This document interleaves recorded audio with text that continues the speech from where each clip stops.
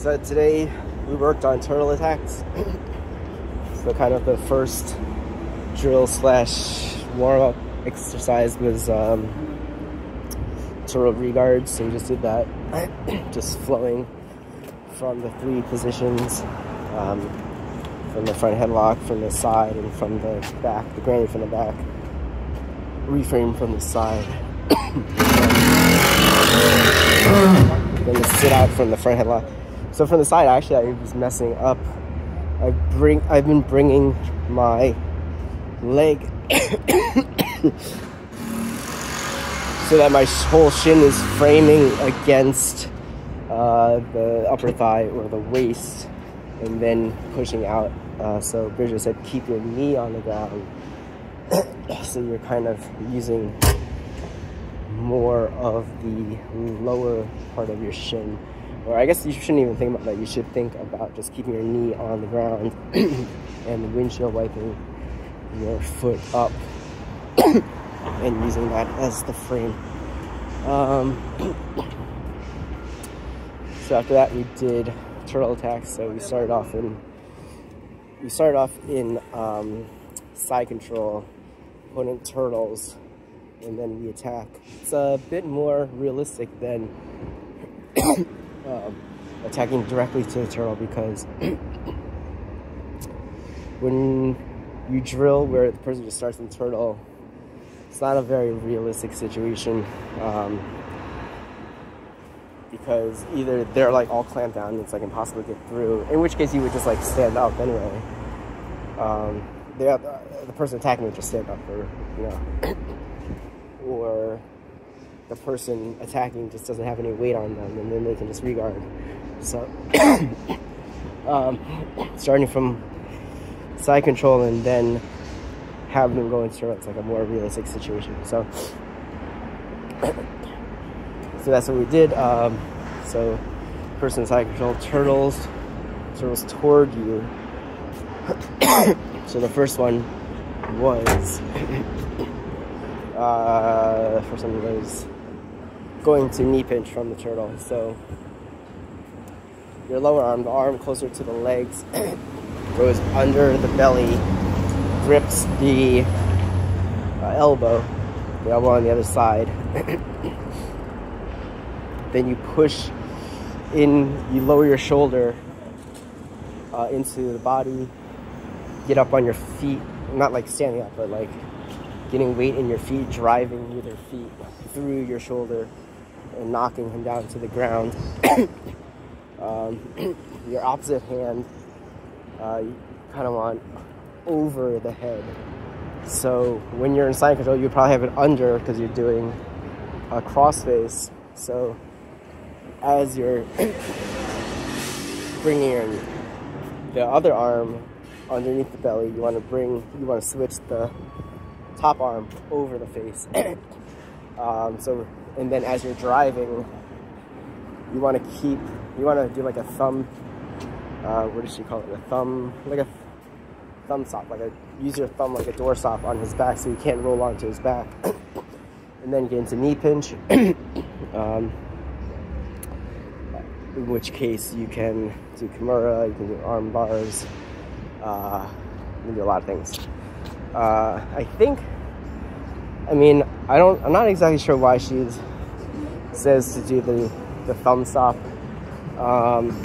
because if they just flatten out on their back, you just go to north-south. I'm not sure if I guess knee pinch is a more advantageous position than north-south. For me, I don't know, because when I did it today, I forgot who I was rolling with.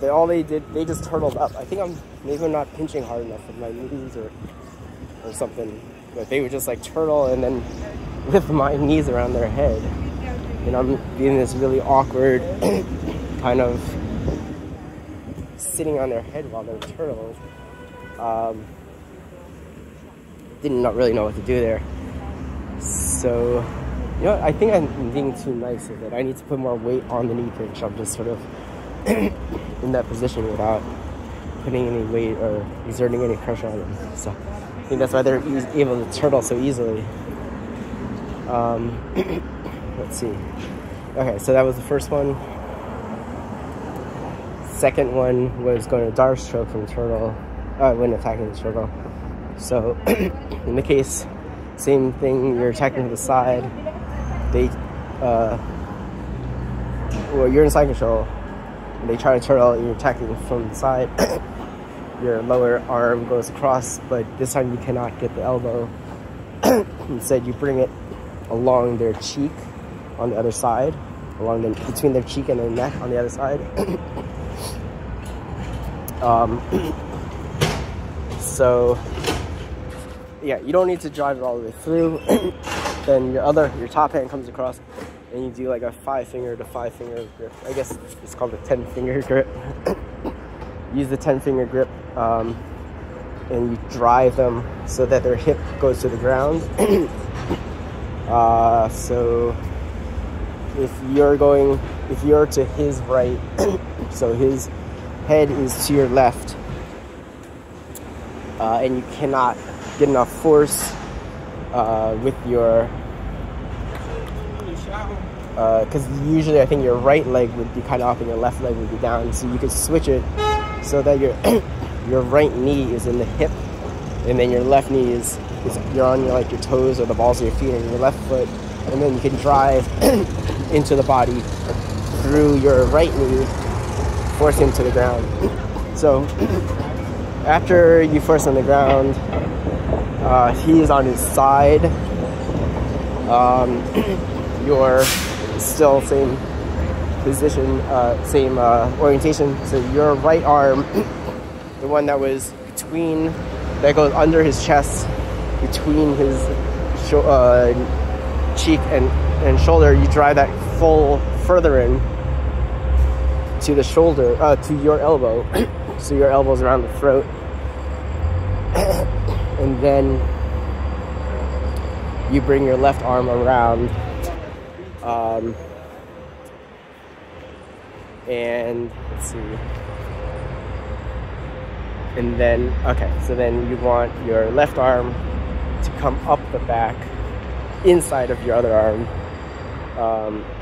Wait, is that right, or is it the other way around? I kept on kind of messing this up.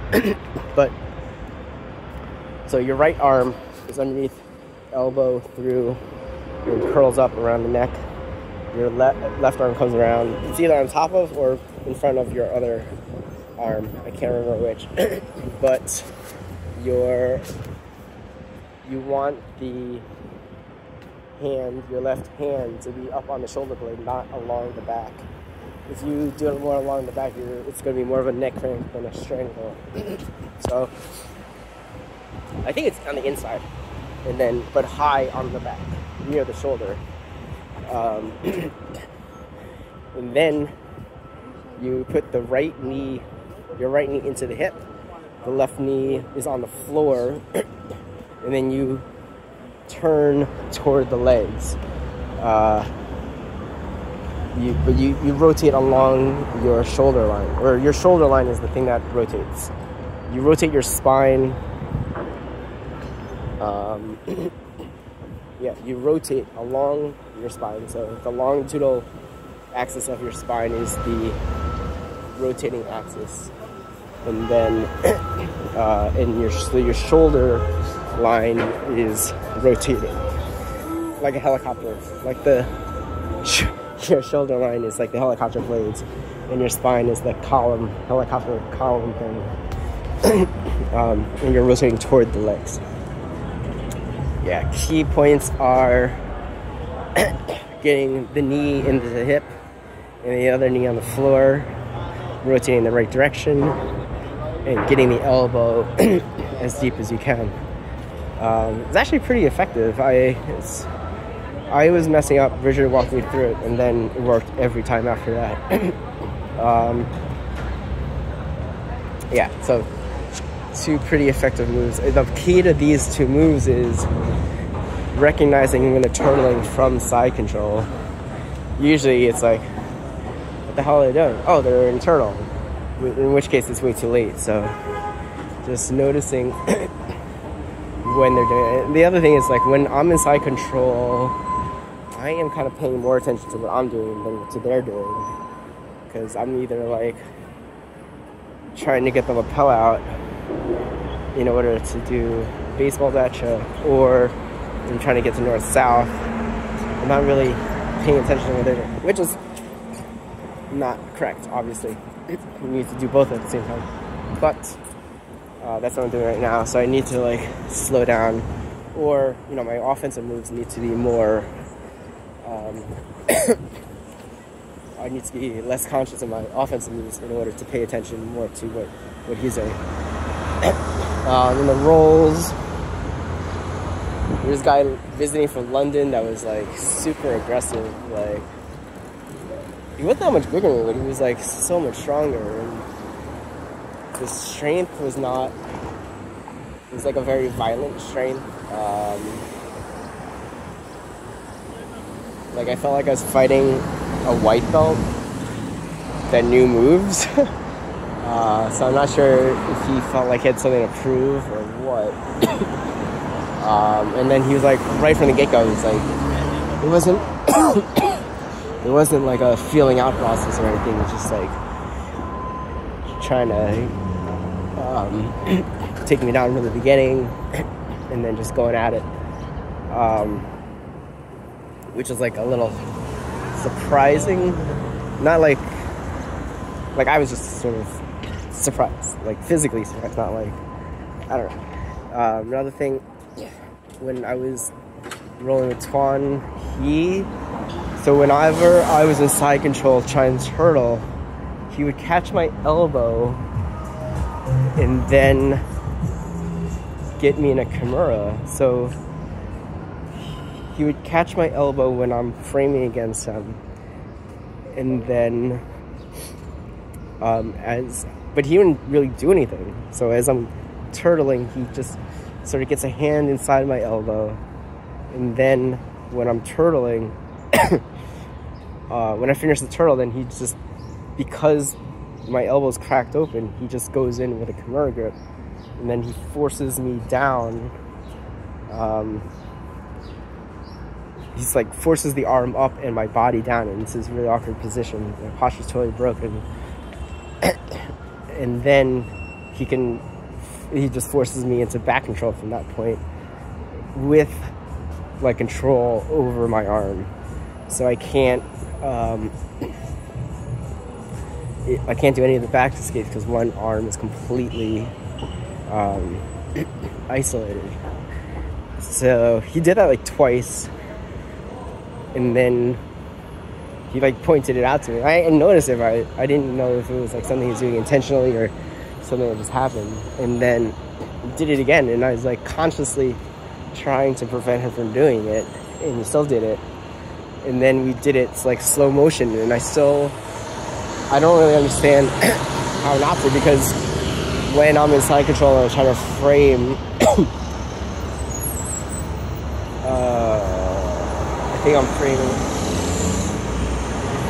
Well, when I'm in side control and trying to frame, I'm extending the arms away from my body, and that's when he catches me. But I think that's because I'm framing against his shoulders. No, that's more for a mount escape. Yeah, so I was thinking that I should frame against the hip, but that's more of a mount escape than side control escape. So I don't know, I have to figure that out.